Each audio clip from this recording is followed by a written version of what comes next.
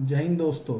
आज एक बहुत ही ज़रूरी जानकारी देना चाहता हूँ कि मार्केट में कुछ माइक्रो फाइनेंस कंपनी के नाम से कुछ कंपनियाँ एक्टिव हैं।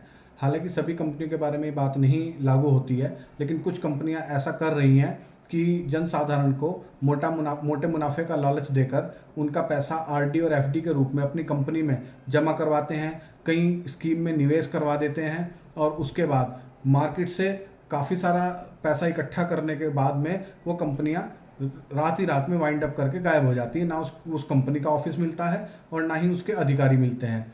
इसलिए हमें जागरूक होने की आवश्यकता है और ऐसे मामले कम से कम 5 मामले मैं देख चुका हूं और अभी रिसेंटली थाना नेहरू कॉलोनी देहरादून में एक मुकदमा भी दर्ज हुआ है, जिसमें स्वयं पुलिस ने वादी बनकर ये मुकदमा कायम किया है एक माइक्रो फाइनेंस कंपनी के विरुद्ध, और उसमें गिरफ्तारी भी हुई है।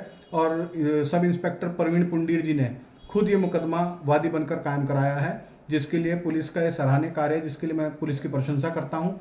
और सबसे बड़ी बात यह है कि जनसाधारण को भी जागरूक होने की आवश्यकता है कि बिना जानकारी के, बिना कंपनी का बैकग्राउंड चेक किए हम लोग थोड़े से ज़्यादा मुनाफे के लालच में आकर किसी भी कंपनी में अपना पैसा इन्वेस्ट कर देते हैं, आरडी या एफडी के रूप में जमा कर देते हैं, जो कि बिल्कुल ही गलत है। सरकारी बैंक्स हैं, पोस्ट ऑफिस हैं, विभिन्न तरह की जो है कंपनियां हैं, एलआईसी है और भी बड़ी बड़ी प्राइवेट कंपनियां हैं जिनमें हम अपना पैसा इन्वेस्ट कर सकते हैं, सेफली इन्वेस्ट कर सकते हैं, जहाँ से अच्छे रिटर्न्स मिलते हैं।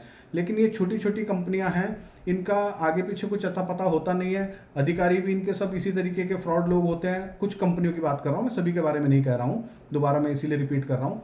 तो उसमें क्या होता है कि फिर जनसाधारण को बहुत ही नुकसान उठाना पड़ता है। अभी रिसेंटली पता चला कि ये जिस कंपनी के विरुद्ध मुकदमा कायम हुआ था नेहरू कॉलोनी थाने में, वो मतलब 40-50 करोड़ रुपए से भी ऊपर का उन्होंने फ्रॉड किया है। वो पैसा सब गबन है। अब वो किसने गबन किया, डायरेक्टर ने किया या किसी और ने किया, या वो पैसा कहाँ गया, वो तो एक अलग बात है, वो जांच का विषय है।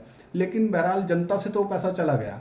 और अगर कोई व्यक्ति पैसा इस तरीके से मार्केट से इकट्ठा करके देश ही छोड़ के चला जाए तो जनता का पैसा वापस मिलना बहुत मुश्किल हो जाता है। इसलिए अपनी मेहनत की गाढ़ी कमाई को कहीं भी जमा करने से पहले या कहीं भी इन्वेस्ट करने से पहले हमें उस कंपनी का बैकग्राउंड चेक करना है। और आजकल तो गूगल पे बहुत आसान हो गया है, किसी भी कंपनी का बैकग्राउंड चेक करना है, गूगल में आप डालिए, कंपनी का पूरा बैकग्राउंड पता चल जाता है।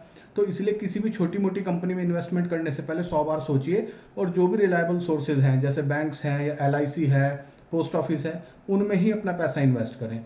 जय हिंद, जय भारत।